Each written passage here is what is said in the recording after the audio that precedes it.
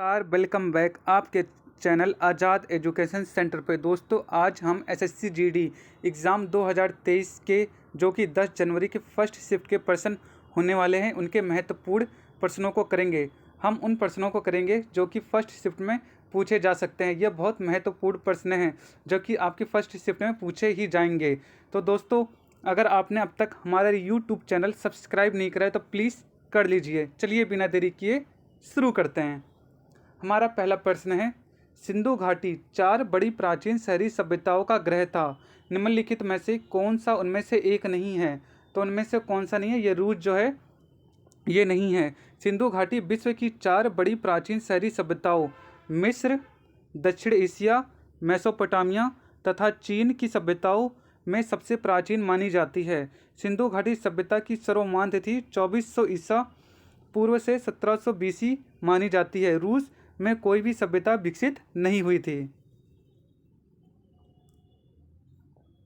अगला हमारा प्रश्न है, ट्रेन टू पाकिस्तान निम्नलिखित में से किस लेखक द्वारा लिखी गई है? तो ये खुशवंत सिंह जी द्वारा लिखा गया है। वर्ष 1956 में प्रकाशित उपन्यास ट्रेन टू पाकिस्तान खुशवंत सिंह द्वारा लिखी गई है। इस उपन्यास में वर्ष 1947 के अगस्त माह में हुए भारत विभाजन की कहानी है।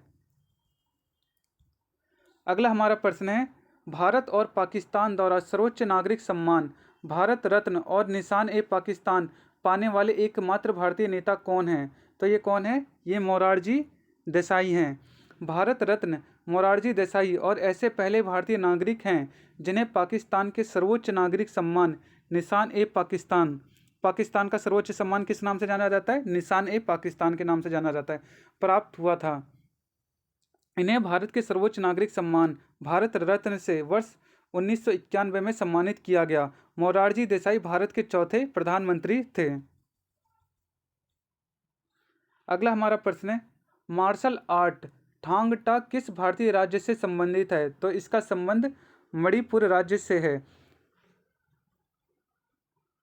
अगला प्रश्न हमारा है, एक गैंडे के सींग और मानव बाल में मौजूद संरचनात्मक प्रोटीन का नाम क्या है? तो इसका नाम क्या है? केराटिन। एक गैंडे के सींग और मानव बाल में मौजूद संरचनात्मक प्रोटीन का नाम केराटिन है। केराटिन नाखून, पंजे, खुर, बाल, सींग तथा मानव त्वचा की बाहरी परत को बनाने वाला एक संरचनात्मक तत्व है। अगला हमारा प्रश्न है, कन्या भ्रूण हत्या की प्रथा को रोकने के लिए भारत सरकार ने गर्भधारण पूर्व और प्रसव पूर्व निदान तकनीक PNDT अधिनियम कब पारित किया था? तो कब किया था ये? वर्ष 1994 में किया था। कन्या भ्रूण हत्या की प्रथा को रोकने के लिए भारत सरकार ने गर्भधारण पूर्व और प्रसव पूर्व निदान तकनीक PNDT अधिनियम वर्ष 1994 में पारित किया था। इसके पश्चात प्रसव पूर्व लिंग निर्धारण को दंडनीय अपराध बना दिया गया था। अगला प्रश्न हमारा, किस तरह की जलवायु चाय के बागान के लिए सबसे उपयुक्त है? तो कौन सी है? ये गर्म और नम जलवायु जो है चाय के बागानों के लिए सबसे उत्तम जलवायु गर्म तथा आर्द्र होती है। ऐसी जलवायु प्राय ऊंचाई वाले उष्णकटिबंधीय क्षेत्रों में पाई जाती है। चाय की खेती के लिए 10 डिग्री से 35 डिग्री के बीच तापमान तथा 150 सेंटीमीटर से 300 सेंटीमीटर वर्षा का होना आवश्यक होता है। अगला प्रश्न हमारा है, मार्शल आर्ट डंबे किस महाद्वीप से संबंधित है? तो इसका संबंध अफ्रीका महाद्वीप से है। अगला प्रश्न हमारा है, भगवान महावीर की शिक्षाओं के संकलन को क्या कहा जाता है? तो क्या कहा जाता है? ये आगम सूत्र कहा जाता है। भगवान महावीर की शिक्षाओं के संकलन को आगम सूत्र कहा जाता है। इसका संकलन महावीर के शिष्यों द्वारा मौखिक रूप से किया गया है। अगला प्रश्न हमारा है, असम के अहोम साम्राज्य और मुगलों के बीच हुई सराय घाट की लड़ाई किस वर्ष हुई थी? तो ये कब हुई थी?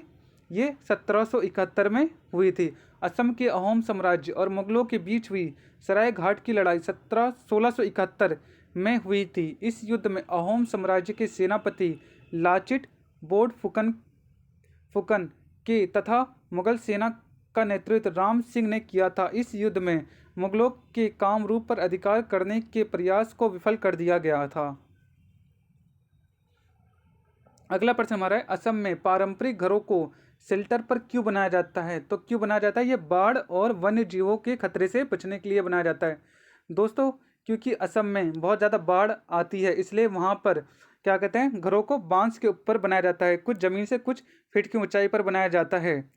असम में पारंपरिक घरों को सिल्टल्ट सिट सिटल्ट पर इसलिए बनाया जाता है ताकि बाढ़ और वन्य जीवों के खतरे से बचा जा सके। असम में वर्षा अधिक होती है तथा वहाँ बाढ़ की संभावना भी अधिक होती है। अगला प्रश्न हमारा है, पारंपरिक ताप दीप्त बल्ब में फिलामेंट किस धातु का बना होता है? तो किसका बना होता है? टंगस्टन का बना होता है। पारंपरिक ताप दीप्त बल्ब में फिलामेंट टंगस्टन धातु का बना होता है। फिलामेंट में टंगस्टन धातु का प्रयोग किए जाने का कारण इस धातु का उच्चतम गलनांक होता है। टंगस्टन का गलनांक 3400 डिग्री सेल्सियस है। क्या कहते हैं, जो टंगस्टन होता है इसका मेल्टिंग पॉइंट बहुत ज़्यादा होता है, इसलिए इसका उपयोग बल्ब बनाने में किया जाता है। अगला प्रश्न हमारा है, लोकप्रिय नृत्य विदेशिया किस भारतीय राज्य से संबंधित है? तो इसका संबंध बिहार राज्य से है। यह बिहार राज्य का बहुत फेमस लोक नृत्य है। विदेशिया नृत्य बिहार के भोजपुरी भाषाई क्षेत्रों में अत्यधिक लोकप्रिय है। इस भारतीय नृत्य की उत्पत्ति 20वीं शताब्दी में हुई थी। अगला प्रश्न हमारा है, राजबाड़ी की अखंड खंडहर किस भारतीय राज्य में स्थित है? तो कहाँ पर स्थित हैं? ये नागालैंड में स्थित हैं। राजबाड़ी के अखंड खंडहर नागालैंड राज्य के दीमापुर में हैं। कचहरी राजबाड़ी 18वीं शताब्दी में अहोम राजा के साथ संघर्ष का सामना करने के बाद खंडहर बन गई। यह एक राष्ट्रीय विरासत स्थल है। इसके एकास्म बलुआ पत्थर से बनाया गया है। अगला प्रश्न हमारा है, निम्नलिखित में से कौन से देश में दुनिया का सबसे बड़ा कृषि भूमि क्षेत्र है? तो ये अपना भारत देश है। भारत दुनिया का सबसे बड़ा कृषि भूमि क्षेत्र है। भारत में 156 मिलियन हेक्टेयर कृषि योग्य भूमि है। भारत के कुल क्षेत्रफल के 51% भूमि पर कृषि कार्य किया जाता है। अगला प्रश्न हमारा है, पश्चिमी घाट की पश्चिमी ढलानों पूर्वी ढलानों की तुलना में घने जंगलों से ढकी हुई हैं। क्यों ढकी हुई हैं? ये अधिक वर्षा होती है, इसलिए वहाँ पर अधिक जंगल हो गए हैं, इसलिए वो अधिक जंगलों से ढकी हुई है। अगला प्रश्न हमारा है, भारत में एकल नागरिकता की अवधारणा को निम्नलिखित में से किस राष्ट्र के संविधान के आधार पर अपनाया गया है? तो ये यूनाइटेड किंगडम से लिया गया है। भारत में एकल नागरिकता की अवधारणा को यूनाइटेड किंगडम ब्रिटेन से लिया गया है। इसके अतिरिक्त कानून का शासन, संसदीय विशेषाधिकार, संसदीय शासन व्यवस्था आदि प्रावधान भी ब्रिटेन के संविधान से ही लिए गए हैं। अगला प्रश्न हमारा है, इथेनॉल का उत्पादन किस प्रक्रिया द्वारा किया जाता है? तो ये किण्वन प्रक्रिया के द्वारा इथेनॉल का उत्पादन किया जाता है। किण्वन प्रक्रिया द्वारा इथेनॉल का उत्पादन किया जाता है। इस प्रक्रिया में शर्करा स्टार्च से प्राप्त ग्लूकोज का उपयोग किया जाता है। अगला प्रश्न हमारा है, सामुदायिक बाजार को निम्नलिखित में से किस संगठन द्वारा विनियमित किया जाता है? तो ये सीबी द्वारा किया जाता है। किसके द्वारा किया जाता है? सीबी द्वारा किया जाता है, भारतीय प्रतिभूति और विनिमय बोर्ड के द्वारा। भारतीय बाजारों के नियामक के रूप में भारतीय प्रतिभूति और विनिमय बोर्ड सीबी की स्थापना वर्ष 1988 में की गई थी। ये भी बहुत बार पूछ लिया जाता है कि सेबी की स्थापना कब की गई थी। सेबी अधिनियम 1992 में के द्वारा इसे शक्तियाँ प्रदान की गई थी। अगला प्रश्न हमारा है, किस कारण से खसरा की बीमारी होती है? तो ये किसके कारण से होती है? ये वायरस के कारण से होती है। खसरा एक विषाणु जनित बीमारी है। यह बीमारी मोरबेली वायरस के कारण होती है। इस बीमारी से पीड़ित व्यक्ति के शरीर पर लाल दाने आ जाते हैं। इस बीमारी से संपूर्ण शरीर प्रभावित होता है। अगला प्रश्न हमारा है, भारत के किस राज्य में भगोरिया हाट उत्सव मनाया जाता है? तो ये कहाँ मनाया जाता है? ये मध्य प्रदेश में मनाया जाता है। ये भी बहुत इंपॉर्टेंट क्वेश्चन है कि ये कई बार एग्जाम में पूछा गया है। भगोरिया हाट उत्सव मध्य प्रदेश के आदिवासियों द्वारा मनाया जाता है। यह उत्सव होली त्यौहार से पहले फसल की कटाई के समय मनाया जाता है। अगला प्रश्न हमारा है, जब भारतीय संविधान को अपनाया गया तब इसमें कितनी अनुसूचियाँ थीं? तो इस टाइम पे 8 अनुसूचियाँ थीं। कितनी थी? 8 अनुसूचियाँ थीं। 8 अनुसूचियाँ थीं। भारतीय संविधान को 26 नवंबर 1949 को अंगीकृत किया गया। मूल संविधान में 22 भाग, 395 अनुच्छेद तथा 8 अनुसूचियां थी। वर्तमान में भारतीय संविधान में 22 भाग, 12 अनुसूचियां तथा लगभग 400 अनुच्छेद हैं। दोस्तों, आपको ये वीडियो कैसी लगी? अगर आपको ये वीडियो अच्छी लगी है तो इस वीडियो को लाइक करें, शेयर करें और हमारे चैनल को सब्सक्राइब करें।